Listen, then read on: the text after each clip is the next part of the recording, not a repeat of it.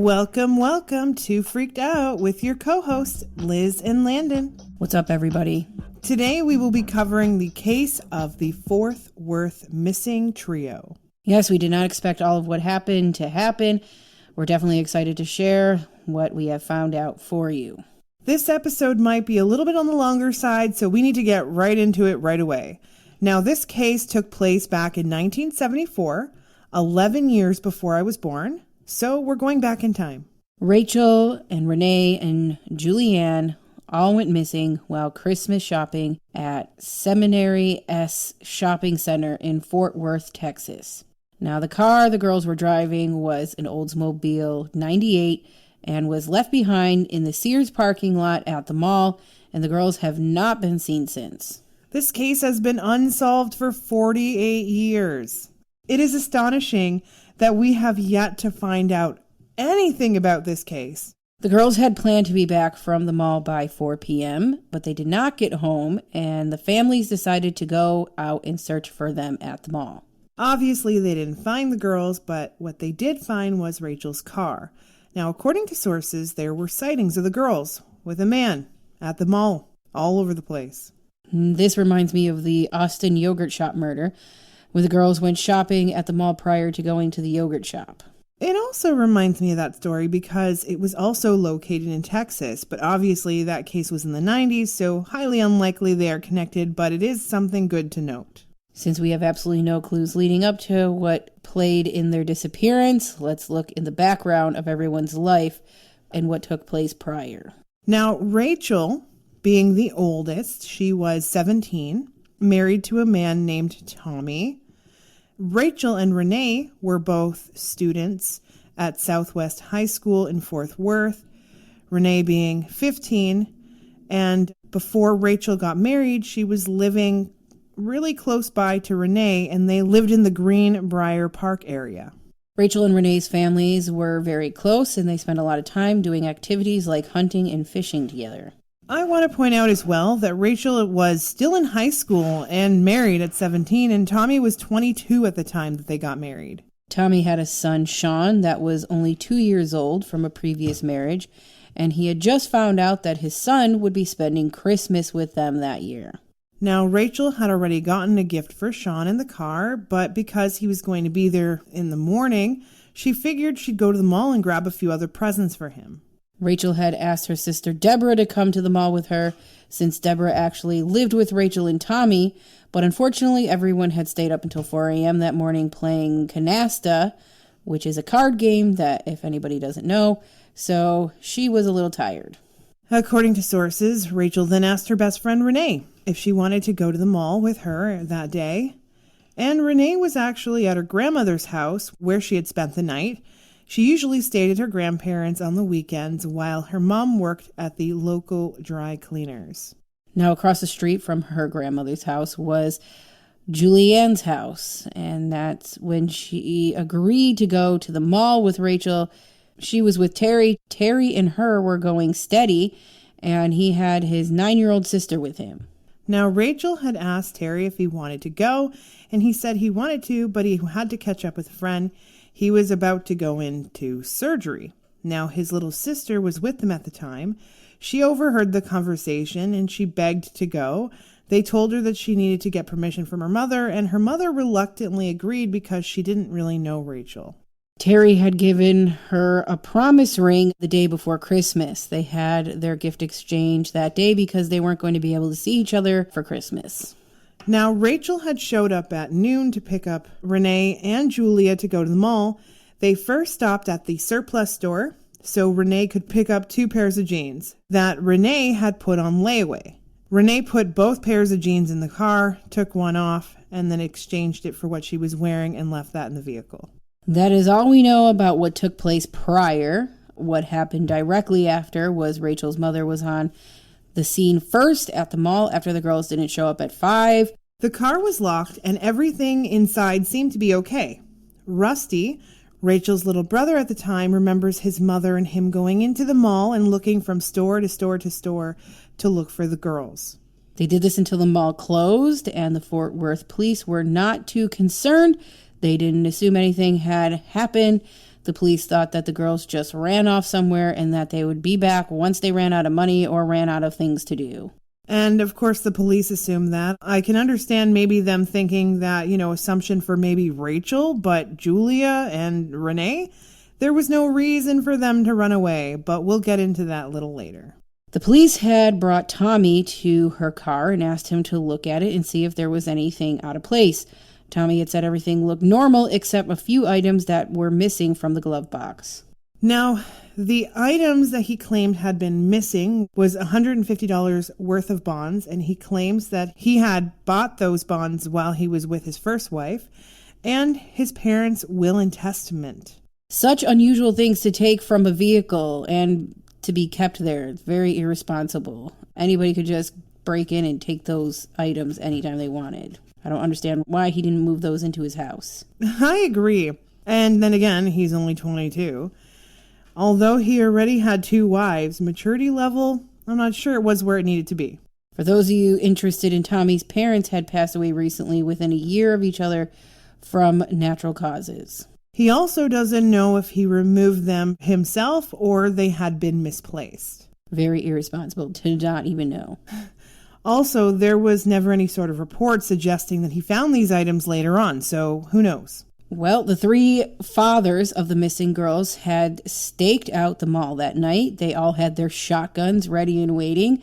They were hoping that something or someone would come by and potentially come back to the scene of the crime to maybe get something out of the vehicle.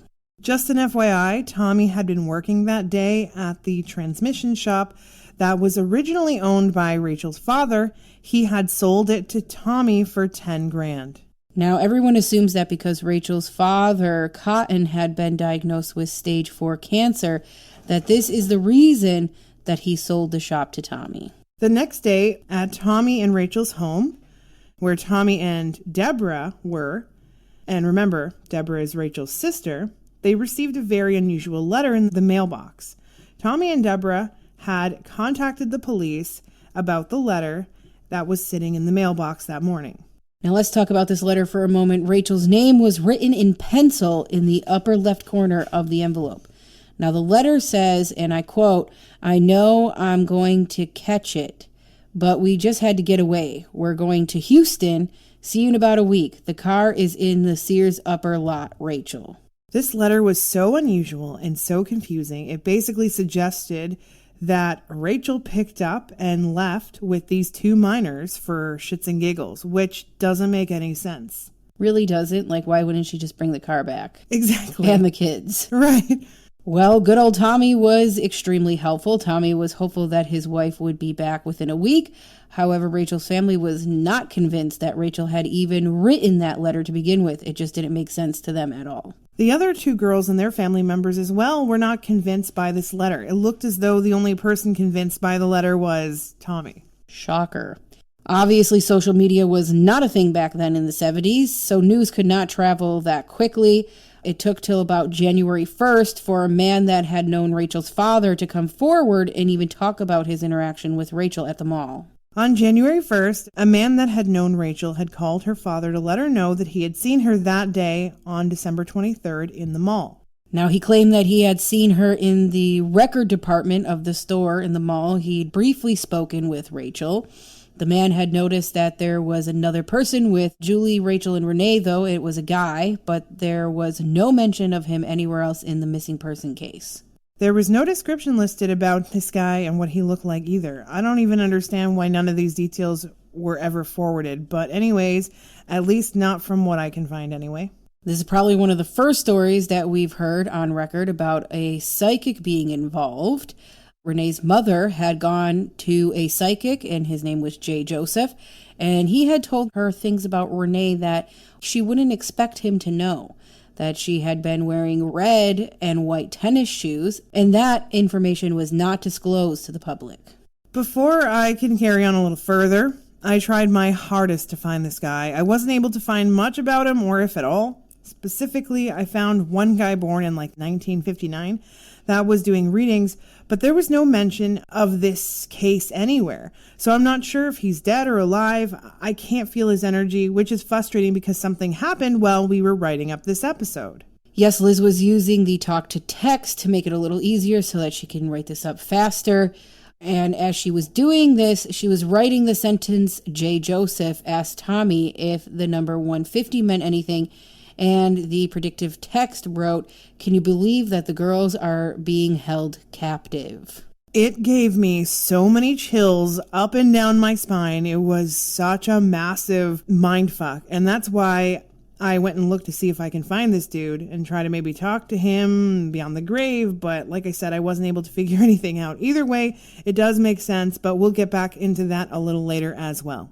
Now, going back to the psychic J. Joseph, he had asked Tommy if the number 150 had meant anything to him, and he told the psychic that there was $150 worth of bonds in his glove box, and that was the only connection to the number 150 he could think of. J. Joseph also felt like they were close to a lake and horses and thought that they were north to Grapevine, Oklahoma area. He also said that there were 3 to 5 people that were involved, and he also gave them a little message. He told him that if he never sees them again, then the girls would be dead. Tommy had never seen the psychic again. What a cryptic message. I would never say that in a million years to somebody. Like, who would say something like that? By the way, if you don't see me, that means the girls are dead. Like, you know what I mean?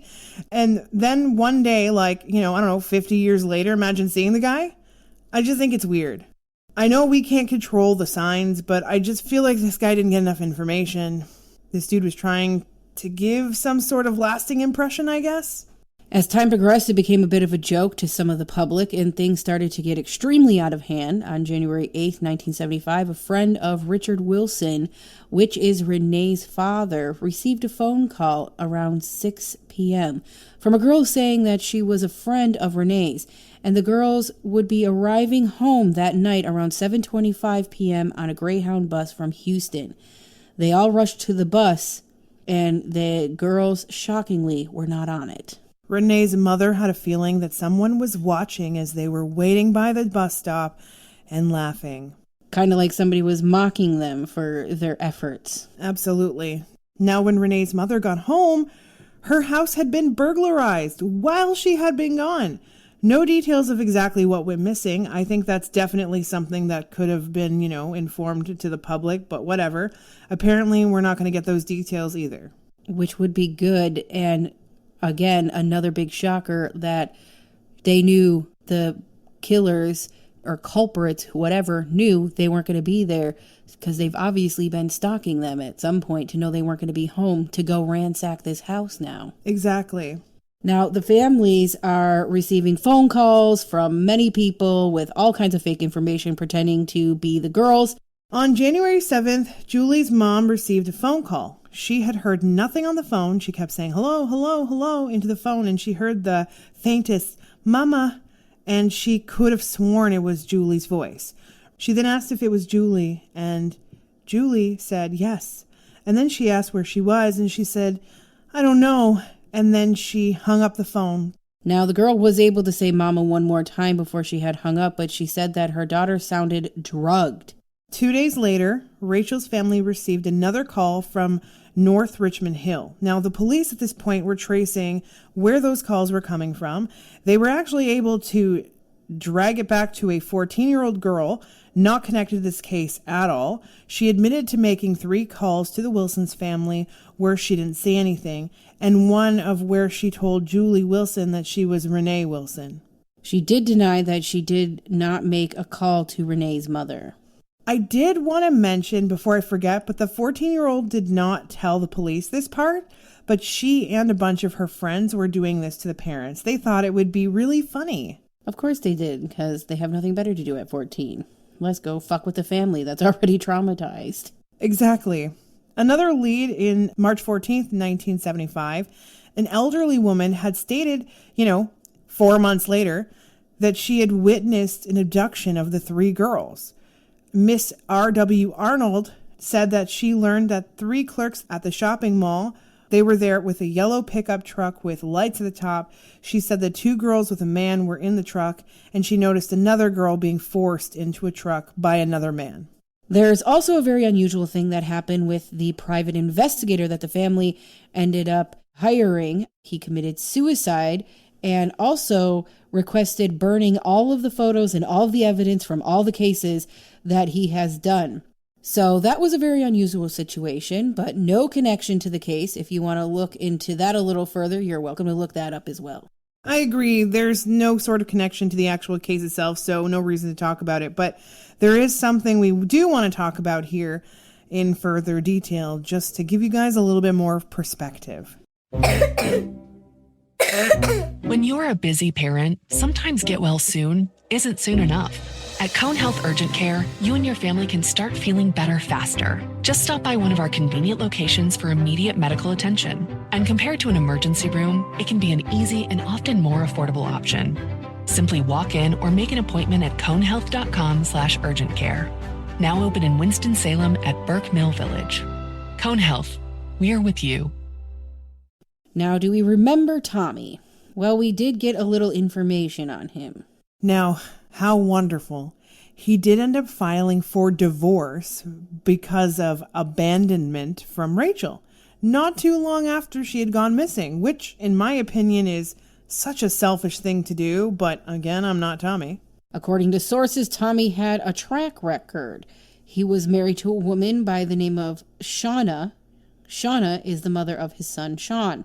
He'd only been divorced for 43 days, then had already got engaged and remarried again.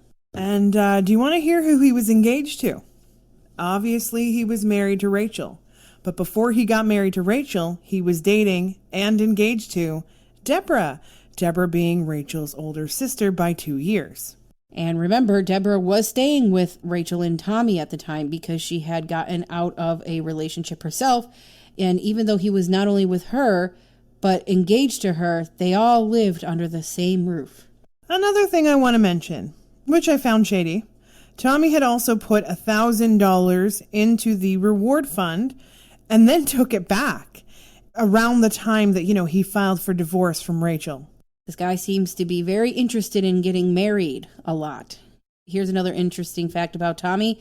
We already know that he was married to Shauna, and he was married to Rachel, and that he was engaged to Deborah, but soon after the divorce was filed to Rachel, he had got married to a Josephine. And then, you guessed it, he got divorced again, and ended up getting married to Ruby Fox, and then he got, again, divorced one more time. And now he is married to somebody by the name of Linda, and he was able to stay married to her for 40 years so far.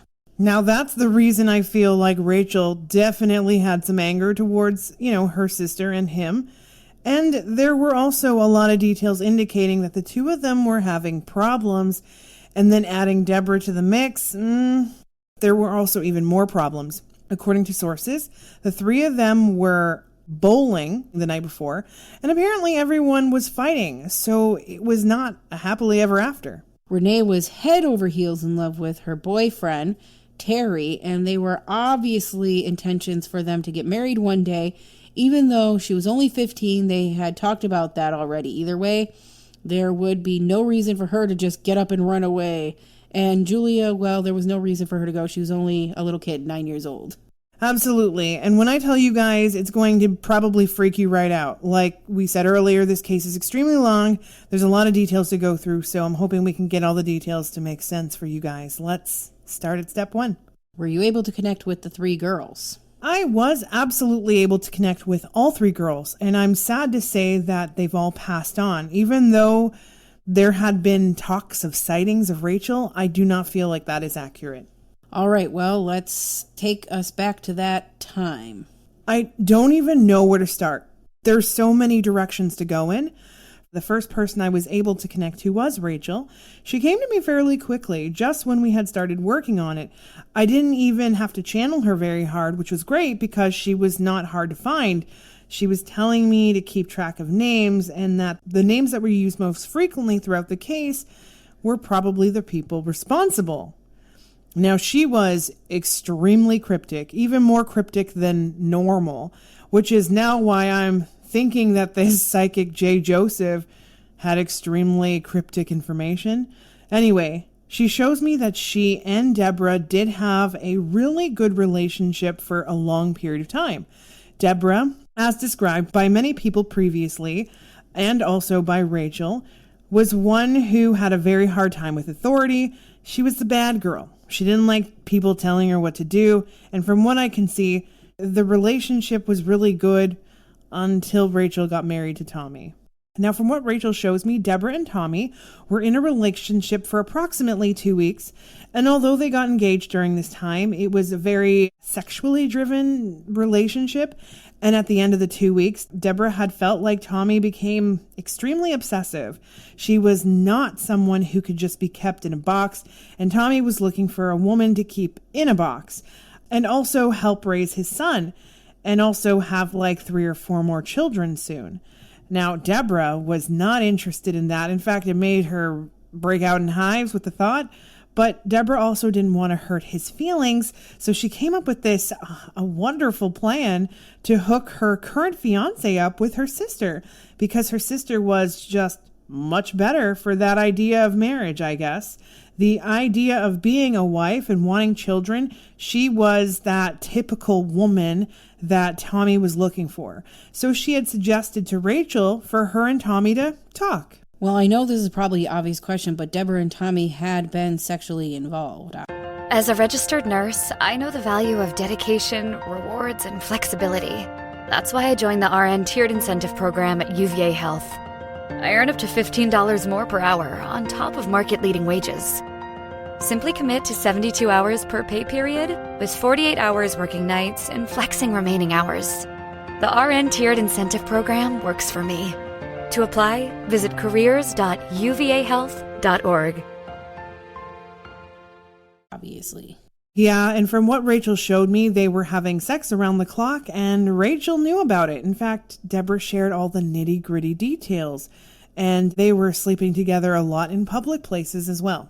That is just very unusual. She was like pimping her sister off. It's extremely strange, honestly, but from what Rachel told me, there was also like another guy that was like more badass and, biker. She was more interested in him, and she wanted to be with him, and Tommy unfortunately was interfering with her hooking up with this other guy. So how did she go about doing all this? So Rachel shows me that she had them come together, and she kept telling Rachel to get on top of his lap. They were drinking, to kiss him. Isn't he such a good kisser? It was a very unusual dynamic. But Rachel ate it up, and because she really thought Tommy was good looking, she was very interested in him, and she was naive. She said okay and went with it, and Tommy was confused because he was extremely attracted to Deborah and really liked the confidence and how she carried herself, so he didn't necessarily want to be with Rachel, but he went along with it because it's what Deborah wanted. Well, I would definitely say that's pretty strange. As time progressed, Deborah kind of hinted at the fact that she wasn't ready for the idea of marriage, but she knew that Rachel is just as perfect for him and that he should be interested in her. I believe a lot of conversations happened between Deborah and Tommy during this time frame because from what I gather, Tommy was physically attracted to Rachel, but he was very much still in love with Deborah. I bet Rachel felt pretty distraught about all that. She was in La La Land. She felt like her sister was throwing him a bone and that she was happy. She shows me that she had no idea that her sister and Tommy were having these conversations behind her back. She had no idea that Tommy only did a lot of this for Deborah, including the engagement. And from what Rachel shows me, he may have even recycled the engagement ring. So romantic. Right? Anyways, from what Rachel showed me, they ended up having sex, but I believe they only had sex a couple of times before they got married. She wasn't necessarily ready for it. She shows me that she really didn't know much about it, and she wasn't as sexually driven as her sister was. And Tommy didn't really have the sexual connection he did with Deborah. Well, I can see where this is going. Oh yeah. So let's talk about the timeline here. He dated Rachel for about 2 weeks, and I think very quickly they started the process and the divorce got finalized, and then they got married pretty quickly after that. But it looks like they were married within a 3-month period of when things started to get bad. And all this was going on, Rachel had told her father how much she loved him and that he was really making her happy, because although he wasn't the best guy and Cotton was pretty abusive, and he had his cancer-related issues. He wanted his daughter to be set for life, so he gave Tommy a shot. I know that he sold the shop for $10,000, but I believe that Tommy obviously had the money from his parents passing, so there was a lot of really good things in place for the two of them. Absolutely. Now, Rachel thought that she was having all her dreams come true. Precisely. Rachel and Tommy were only married for approximately 1 month when she found out some of the indiscretions with Tommy.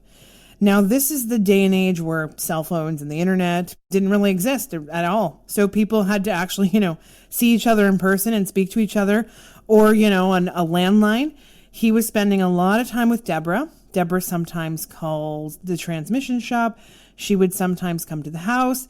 There were times where Rachel was at school, and because Deborah wasn't in school, she'd be at the house.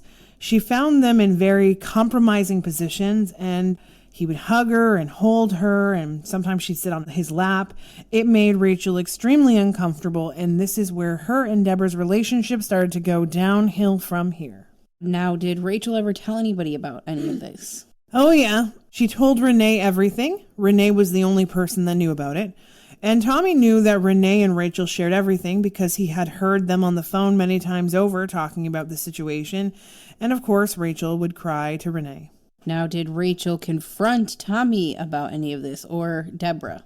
Yes, she did quite often. She confronted them together on multiple occasions. She confronted them separately, but the two of them rolled their eyes and tell her that she was being a child and that a man and a woman can be friends and flirtatious and relax. And the only reason that she even had Tommy in the first place was because Deborah gave him to her, remember? The two of them would laugh and talk about how she didn't know how to be an adult quite yet. Then they would make her feel very, very small. It breaks my heart, honestly, because Rachel was not happy. So we know that Deborah came to live with them, so why did Rachel even let that happen? She says she didn't really have a fucking choice in the matter. It looks like all of the plans were made behind her back, and Rachel and Tommy were home one night, and Deborah called crying on the phone and saying she needed a place to go because this guy she was with was abusing her. And so she brought her stuff right over to the house, and Tommy let her come in. I feel like Rachel had told Tommy she was not interested in Deborah being there, but he told her it was only going to be temporary. Yes, temporary. Definitely not. And from what Rachel shows me, she was running around the house pretty much naked other than when the sun was around. And she was constantly drinking, and Tommy and her would spend hours upon hours staying up at night and talking. Rachel had no idea what was genuinely going on, but from what I can see, Rachel shows me that she found out later that the two of them were still sleeping together. Ugh.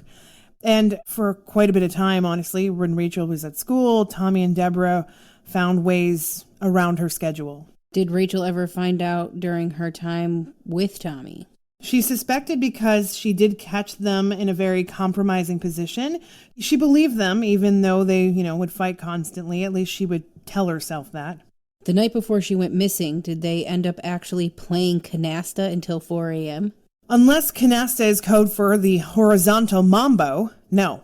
In fact, Rachel didn't even ask Deborah at all to go to the mall because she was sick of seeing her face.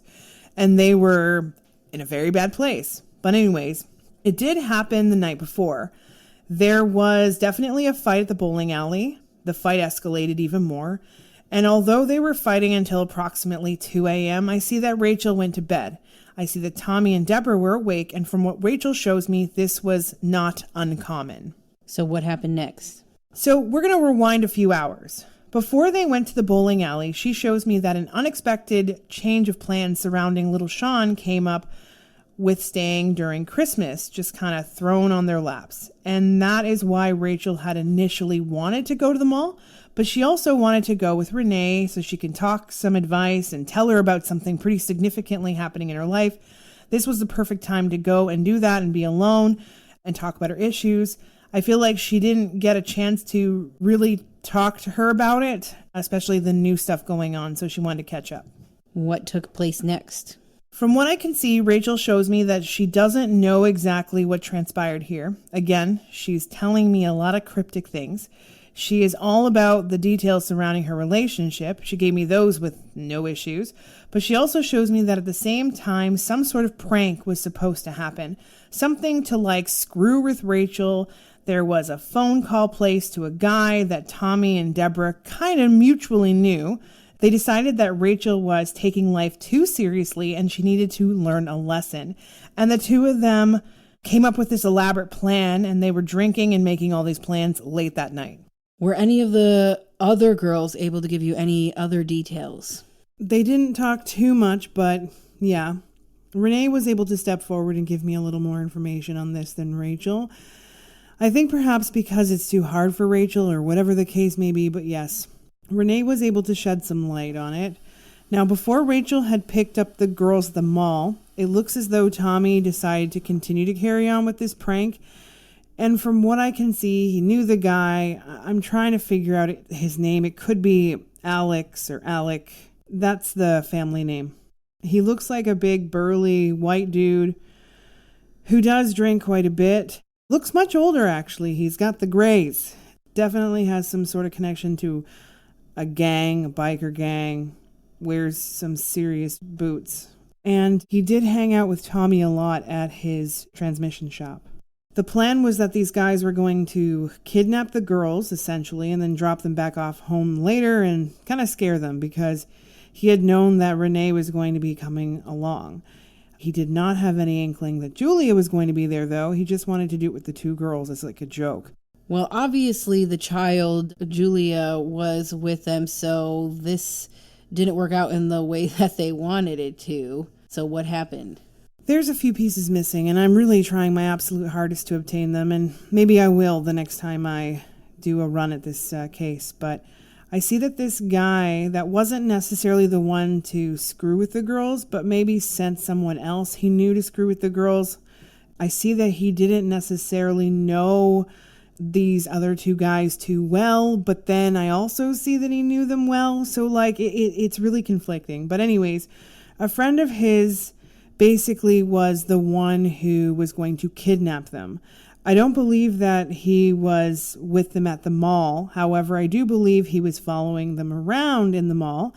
And then a second assailant as well. But from what I gather, nobody knows who he is. I don't know. I just don't see that Tommy has any connection to Guy A and Guy B. The second guy has a lot more mental health problems. Very thin man. In his 20s, but I think he did a lot of drugs, so his teeth were pretty jacked. I feel like he's looking a lot older than he is, you know? I see that this guy was a pedophile. The other guy was the friend that was friends with Alec guy that Tommy is friends with. He also has a rap sheet of hurting and raping girls in the past. So they were definitely up to not a prank, but they decided to go in a different direction. I'm feeling as well that like this guy was the one who tried to convince Tommy to do this, but in reality, he's like the mastermind behind it. It's just a really weird situation.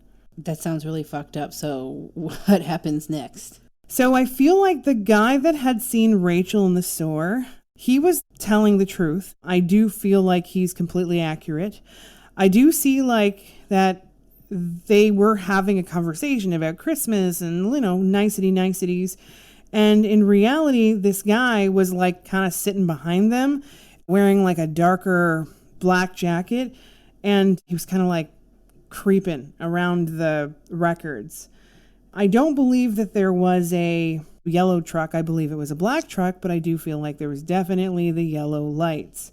So the first guy, the skinny guy, we'll call him Frank.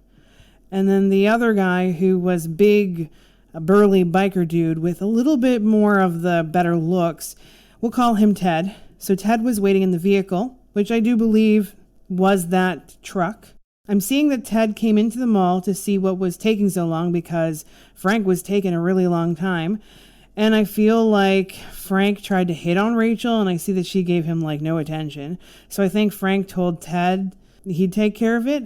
Then there was some sort of some sort of ploy, I'm not sure, to get the girls in the truck. I feel like they went willingly with him. I do feel like they offered her something free, and I'm thinking they're referring to the little one, Julia. I wish I knew exactly what, but unfortunately at this moment I don't have those details. I'm feeling that they had a lot of shame with it, I guess. But anyways, they decided to go in with the guys. And I believe that they stated that they would just be going around the corner, and the girls went willingly in this truck. Now, although Julia was a little frightened, she went along with the girls because she felt cool hanging out with two high school girls. What could possibly go wrong? I see that this was at approximately 3 p.m. when it all was going on, so they did have a lot of time. Now, with what is being said, the girls show me that obviously they were not brought back, and they were driven somewhere pretty far away, actually. The guy was waiting for them to show up at the shop as a prank, fun and games, and no one showed up. Everyone started to get worried at this point. I don't know why, but I literally, like, this image just keeps popping in my head, and it, like, I keep seeing, like, candy, cotton candy, and I keep hearing the word carnival. Interesting. It's, like, just really prominent when you were talking about you're not sure what was, like, given because they felt, like, shamed. So I feel like it was, like, right as you said that, it was, like, I seen, like, an excessive amount of candy. And then cotton candy. And then as I'm seeing these two images, I keep hearing carnival, carnival, carnival, carnival, like winter carnival. Okay. Well, thank you for that. Maybe we'll be able to point something in that direction at some point. We'll look into that a little further too. Thank you. Anyways, I'm probably wrong because I don't do this, but Stop. So they were supposed to bring the girls now to the transmission shop. Yes, and no one showed up. When it started to get a little later, that's when Tommy started to get a little worried. And even his friend was getting a little worried, or at least he was pretending to be. They tried to call the friend that took the girls, but there was no answer. And then they tried again a few times, and I believe they finally got the mother on the phone since it was the mother's house. And because it wasn't his own place, she picked up. According to the mother, she said something like, oh, Ted was headed to Houston for the holidays and would be back later, maybe in a week. So was Tommy, like, you know, freaking out at all at this point, or was he just, like, still chill? From what Rachel shows me, he was nervous that she might run off with another guy because he was already paranoid because there was another guy in the picture as well that she talked to every so often. High school friend, so his jealousy was really what took over. He did have like a little bit of concern. He felt like she was doing this to screw with him because they did have so many problems. Like that's where his head went. Well, he definitely sounds a little selfish. Yeah, he definitely does. He knew that everyone else would start freaking out, and he tried to keep calm, and I do see that he called Deborah to give her an update, and she was kind of shocked and a little stunned, and she said no matter what was going on with Rachel, she just wouldn't take off. But he was really convinced that, she was doing this to get at both of them, and he tried to convince her that. So they both decided that in that moment to stop any sort of suspicion and just decided to just write the letter based upon what the mother had said about this guy. So do we know who was the one who had wrote this letter? Deborah. And I see that Deborah was practicing a little bit. Maybe that's where the pencil came in. Deborah was also the one who got it stamped, but I don't know. It maybe was stolen. It could have even been like a previous letter that was addressed because the letter didn't say Tommy, it said Thomas. So I feel like they were freaking out because they wanted everyone not to suspect the two of them being involved in this situation. Like they were really paranoid, and they wanted Rachel to be held accountable for going to Houston. So what really happened with the girls then? They were definitely held captive. I see that all three girls are placed in a basement. I do not think they actually went to Houston with these guys, although I do see that they definitely did not leave the state of Texas. They really don't know where they were. It looks like it was countryside. The house had a very abandoned feeling, but I'm not sure if they had anyone living there or not. But anyways, I do see that each and every single one of these girls were drugged and were repeatedly sexually assaulted. Was the guy's intention ever to let them go? Yeah, actually, there was a lot of intention and a lot of things that Tommy kept hidden. I see that there was some sort of ransom. Now, I feel like they wanted money for their safe arrival. Now, the friend, which is why I think he's involved heavily, was the go-to person. He was like the ransom note. And the friend would hang out with Tommy and be like, hey, I heard from my friend. He says he wants money, I feel like this guy was genuinely like the mastermind. And I feel like this guy gave these men the impression that Tommy was rich. Now, Tommy's an idiot and alluded to being rich, but in reality, he was not. And I'm assuming that these men, although they had lots of money because his parents had passed away, they thought that Tommy still had this money and that he would give it to them so that they could get the girls back. Well, so Tommy, we all know, doesn't have any money. He really didn't. And even when he did have money, he did buy the necessities of what he needed to continue to make money. He also spent money on equipment and toys. So he doesn't give them the money, obviously. So what happens next? The ransom was relayed by Tommy's friend, and Tommy's friend told him he didn't have any money. He had $1,000 he could give. And he also suggested for this person to potentially take the ransom by coming forward and giving them the money. But they were not interested in any of that. They wanted something crazy like $100,000. They even suggested that $50,000 would be at least good for one girl, Rachel. The plan was supposed to be executed. Tommy was supposed to give the money to the friend, and then they told Tommy to drop it off somewhere or to give it to the friend, and that basically is why that they called the extended family, so that no one can trace this call. The guy that was Tommy's friend also was down at the station waiting for the girls to appear. He was the middleman, and he was the one to let the other guys know if the money was given or not. Now, Tommy begged him to pretend that the money was handed over, but this guy absolutely refused to do that, and he said that if he did it, he would be next. As in, like, he would be killed next? Yes, that's what he told Tommy. And Tommy was also threatened, by the way, not to go to the police, and he seems to be a bit of a puss that way. Anyway, I don't feel like this guy was truthful to Tommy. I feel like he was honestly the con man and the one who was in control of the other guys, because it looks like he's a smart one and the other two are like the buffoons, you know? Yeah. Anyways, shortly after the situation, the girls were tragically killed. I'm not exactly sure how they were murdered. The girls aren't giving me too much detail on this at the moment, but I feel like this could potentially be an extension because I have a lot more to say. Another disturbing image in my head. This one was very disturbing. What was it?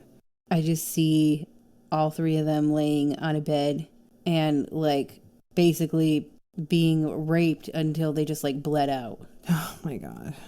That's terrible. Anyways, I have two questions.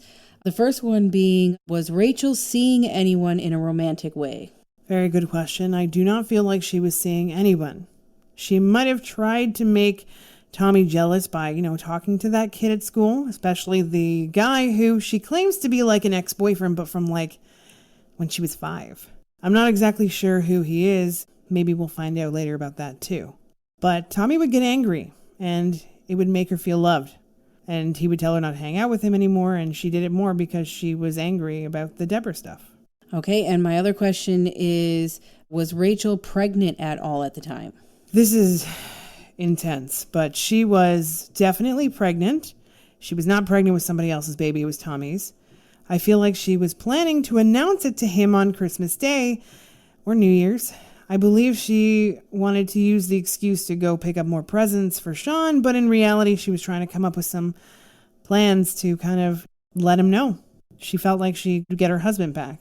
She had gotten a couple of items, and she did take it with her into that guy's truck. Well, we definitely have a lot more questions. We will definitely be talking about this on our next live. We were initially going to be doing the Alexis Trevisa, but Liz had done a TikTok already on that, so we're going to do the rest of this on a live. So if you guys tune in next week on Thursday, 8 p.m. Eastern Standard Time, you guys will be able to hear the rest of this episode, and you're not going to want to miss it. Oh yeah, this episode is definitely something you won't want to miss. Next week, we'll be dropping Aaron Carter, and don't forget to join us on Thursday to listen to the rest of this episode. Looking forward to next week. Until next time, guys, stay freaked out.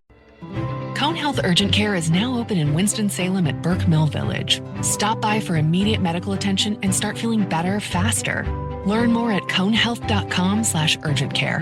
Cone Health. We're with you.